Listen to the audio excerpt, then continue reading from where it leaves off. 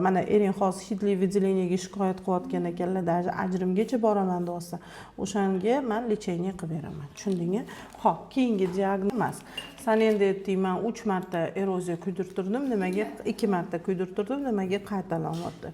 Endi agar analizingda o'zgarish bo'ladigan bo'lsa, masalan, displaziya holatlari bo'lsa, bular xirurgik yechim faqat, boshqa yo'li yo'q. Displaziya bu eroziyadan endi chuqurroq holat. Eroziya bu shilliq qavat darajasidagi o'zgarish yoki bo'lmasa tug'ruq travmalari natijasida bachadonda epitelli qavat tashqariga chiqib qoladi. Ana o'sha ham yara bo'lib ko'rinadi. Lekin u holatda mana bu kir urish qismlari, ektoserviks o'smaydi, qon tomirlar bo'lmaydi, bu yerda ozgina qalinlashdi, o'sdi. Shuning uchun balkim onkologiya degan bo'lishi mumkin, lekin onkologiyaga umuman tortayotgani yo'q.